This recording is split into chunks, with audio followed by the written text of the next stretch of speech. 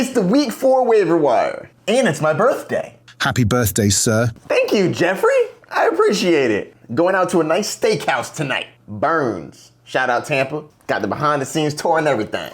But enough about me. You're here for the waiver wire, so let's get it started. Do you have questions at quarterback? Don't worry, I got you. Daniel Jones is somehow only 30% rostered. I don't get that. I see him rostered in all of my leagues, but if he's available, grab him. He's been quarterback 4, 6, and 12, and that's a starting quarterback every week so far. And he plays the Rams. I think he should be fine. The Raiders might have lost the game, but Geno Smith slung it. 289 yards and 3 touchdowns. He's a solid option. Jackson Dart is the new starting quarterback for the New York Giants. That should be interesting. Not a great matchup against the Chargers, but the kid's gonna run the ball. I think he's gonna be interesting. Maybe not a grab and play, but grab and stash. That being said, his schedule coming up is awful. After the Saints, of course. Philadelphia, at Denver, at Philly, against San Francisco. That being said, San Francisco did just lose Nick Bosa. I think it's just going to be a tough start, but I'm curious to see what the kid does, mainly for his legs.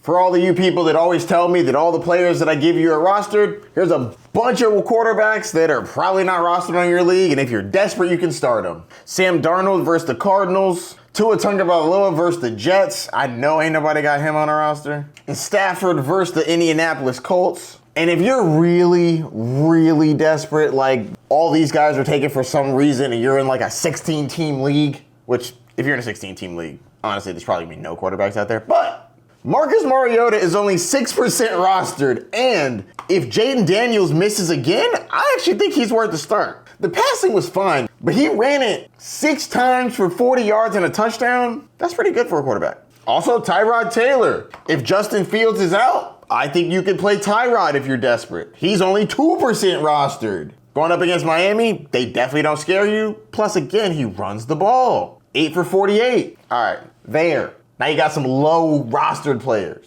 Moving on to the running backs. Are you having a rough time at running back? Don't worry, I got you. Trey Benson is a must add. This is a break glass in case of emergency situation. If you got the waiver priority, go get him. If you got a bunch of fab, use it. He's only available in 45% of leagues. He's not available in any of mine, so I'm hoping he's in some of yours because he's a great grab. Unfortunately, James Conner ended his season due to injury, and Trey Benson is going to be that next guy up. He was already starting to get work. Now he's the dude. He gets involved in the running game and the passing game. I really like him. Great grab. Bashaw Tutin is still just over 50% rostered. If he's out there, go grab him. I like how involved he's been. Let's talk about some backup flyers that I like. Ollie Gordon is getting more involved. Love to see it. Don't think they want to run Achane into the ground. Chris Rodriguez Jr., because they're not going to give all the work to Jacoby Crosby-Merritt, a.k.a. Bill. Chris Rodriguez got 11 carries. I'm curious to see what happens when they're in the neutral game script. That was a blowout last week. Let's see what happens when they have some real competition.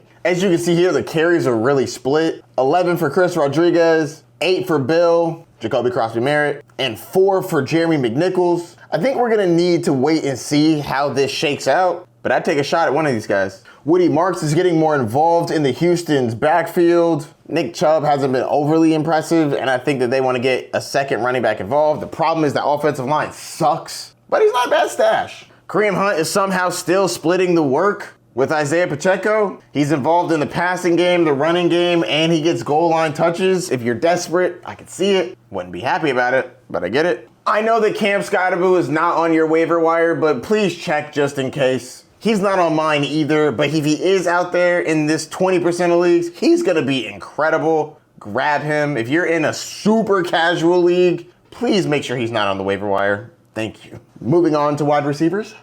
Are you weak at wide receiver? Don't worry, I got you. Trey Tucker, step right up. You absolutely dominated last week. 8 receptions for 145 yards and 3 of them things. Now I don't think he's repeating that stat line, but I do like how involved he is. Back-to-back games with 8 or more targets. 2 of the 3 games he's had a touchdown. He's on the field for 90% of snaps every game. If you need a Deshaun Jackson, you got a Deshaun Jackson light right here. That boy fast.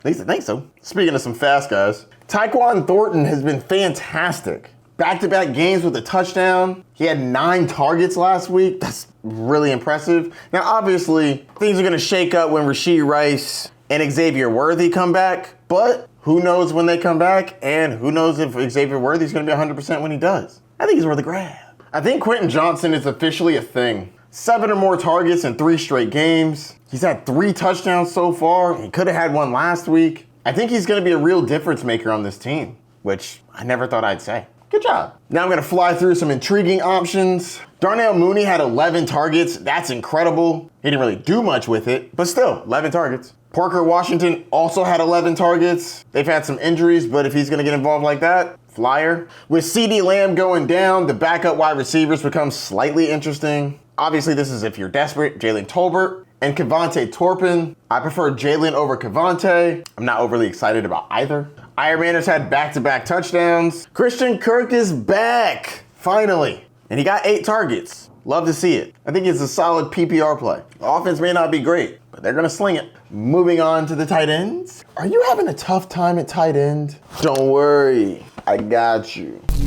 Hunter Henry went crazy last week. 8 receptions for 90 yards and 2 of them things. He's only available in 49% of leagues, but if he's on your waiver wire, go grab him. He does tend to go up and down, but they don't have a lot of wide receivers that they're trusting right now, so he could be the dude, at least for now. Somehow Juwan Johnson is still less than 30% rostered. I do not understand. He had 8 targets this week. Go grab him. Cade Otton may have had no targets last week, but I think that changes. Unfortunately, he is very, very necessary now.